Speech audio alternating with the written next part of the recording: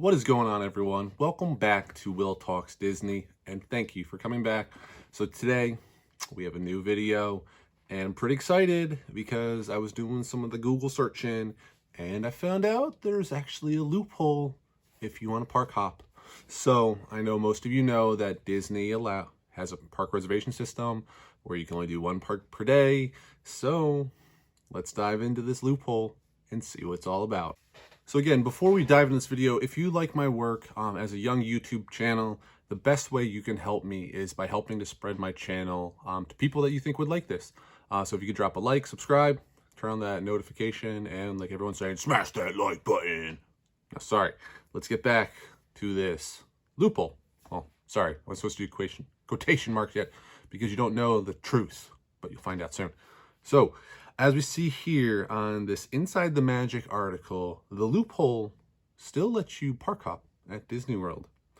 And look, we got Mickey and Goofy. Who wouldn't like to go to, Magic Kingdom and Hollywood Studios in the same day? Sounds like fun to me. So let's find out. So Walt Disney World has implemented the Disney Parks reservation system ever since the theme parks opened up in mid-July. And while this park reservation system limits capacity, it also virtually eliminates park hopping. I thought it eliminated park hopping, but reservation system, for those of you who don't know, there's three buckets. You have on-site guests, you have day park, and you have APs. If you follow my Instagram account, you know I do not really like the reservation system. I understand why. But I think the bucket system, unfortunately, unfairly does not help out local APs. So I wish they would change that. Oh, you're just not supposed to see that yet. Hopefully you didn't see it at the bottom of the screen. But again, with the locals, it's hard. So with the three buckets, there's some times where there's availability with like day park guests and resort guests, but then all of the AP guests will be shut out. So I wish there was like a 2-week window where APs, like once they, like say like on like a rolling week basis, it would go for the next 2 weeks and then so forth and so forth. That way, because if I don't know many people that are just flying down to Disney on a whim or driving from far away that don't have reservations within 2 weeks. So I think Disney has a revenue problem where they need more people in the park. So if they can get more people in the parks, if that's APs, you keep your APs happy, they keep their APs, they come to your parks, they buy more stuff, they buy more food, they buy more merchandise. It's a win-win, and I just think it makes a lot more sense than what they're doing. So from what we've heard from Disney Parks Experiences and Products Chairman Josh D'Amaro, Silver Fox, the reservation system won't be going away anytime soon. Makes sense. We don't know what's going to happen with COVID, so I guess. But what does this mean for park hopping? Will guests have to wait at least a whole year before they can visit more than one park in a single day? It's kind of scary, but I think the reservation system is here through at least next summer, maybe next fall. I've heard rumblings that it's never going away. I hope that's not true, because being spontaneous, I mean, yes, there is a park reservation system. There quasi was one before when you had dining reservations and fast passes, but it didn't limit people to the park. So I don't know. So upon first guess, the suspension of park hopping, you probably think that it's nearly impossible to do all 4 parks in one day until next year. But don't worry, folks. Disney has a solution for you. Now, if you're standing up, please sit down, because it's not a good solution and it's not a loophole. It is, you can book your own VIP tour. For those that didn't hear in the back, a VIP tour is how you can park hop. Really, Disney? I mean, okay. So, I mean, when we say a VIP tour is a loophole, I mean, it is and it isn't, because from a social, economic, financial standpoint, I've never done a VIP tour. I've heard they're great things about them. They're really fun. I guess you need to have people that want to spend extra money. So you have to buy your park ticket first. So you're spending at least $100 there. Then the VIP tours, maybe another 200, 250 per guest, but you could park hop and see everything. I don't know. I mean, again, they're quoting Christie from the Kingdom Insider here. So we realize park hopping is definitely possible at Disney World as long as you're willing to pay for a VIP tour.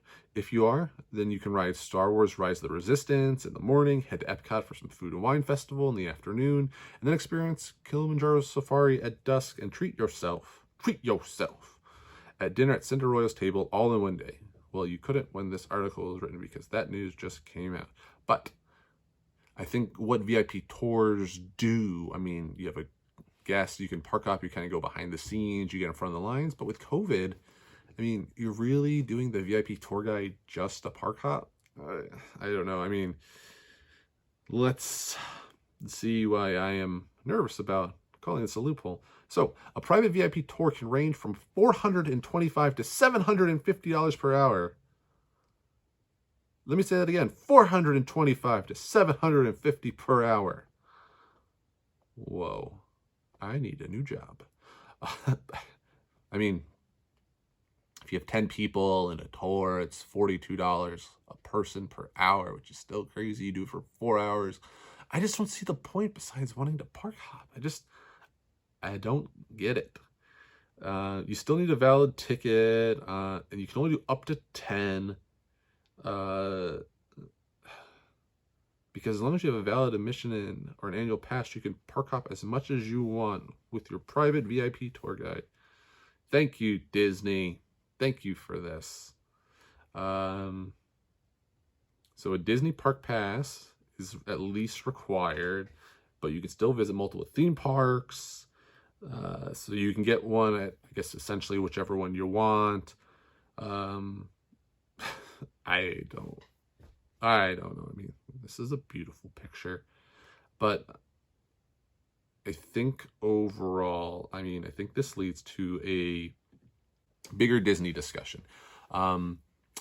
It's no secret in Disney that, and I don't think, maybe not in Disney, but anywhere, that if you have more money, you can do more things, you have more access. I mean, we've seen stuff where people that are staying club level, they can pay an extra, it's like some ridiculous number to get an extra 3 fast passes per day and all these other things like that.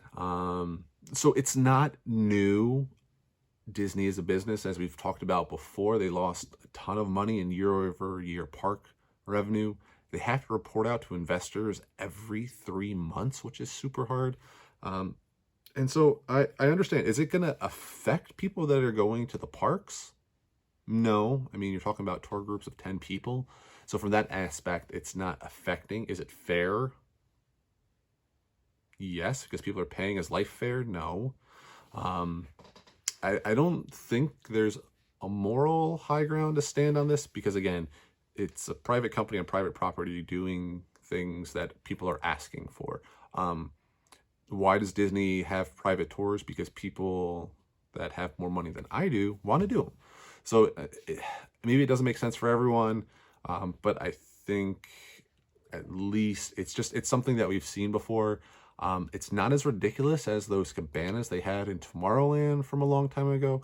But I mean, it's par for the course. It's Disney. If they can find ways to make more money, I think they can make other ways of making people happy by just allowing more of their local APs to get into the parks. I think the hard part, and I was talking to one of my buddies, Casey, about this, is he's a local. He just got down there. He moved from California. And he has a Monday through Friday job, so he can't just go into the parks on a Monday through Thursday. The weekends are busier. So for him, his standpoint, it's been really hard to get into the parks, which stinks. And again, I think I just want to take this discussion to one more point, which would be, if Disney knows the capacities, everyone has a magic band, they're in the parks, why can't we go to some type of park hopping system? So a scenario would be you go into Epcot for the day, you get there in the morning, you go to leave your hotel, or you go back to your hotel, you then have to go in the app and take a risk of canceling yourself out of that reservation. So essentially, say you're 4 people, you just let go of your return pass back to Epcot for that day. So that would allow for 4 other people that were refreshing the app to get into Epcot if it was at full capacity. So then you refresh the app, you see, okay, maybe someone went to Magic Kingdom in the morning, they knocked everything out, and then they want to go somewhere else. Then those 4 get in. I don't know if Disney's not doing that in case there's like a worst case scenario of like COVID and something spreads and they want to have like contact tracing. I don't know if that's the reason why. But Universal Studios, you can go from Islands of Adventure on the Hogwarts Express, I think that's what it's called, over to Universal, or either way, Islands of Adventure to the other one. So they can do it. So I don't know if it's a safety thing. I don't know if it's a My Disney Experience technology thing, but in theory, park hopping should be allowed if there is availability. I think it's a thing that can get more people into different parks. You can have more people in the parks spending more money, which, hey, Josh D'Amaro, Bob Chapek, if you want more money into your parks, have more people in your parks. So I just think they are definitely missing out here on this last little bit here.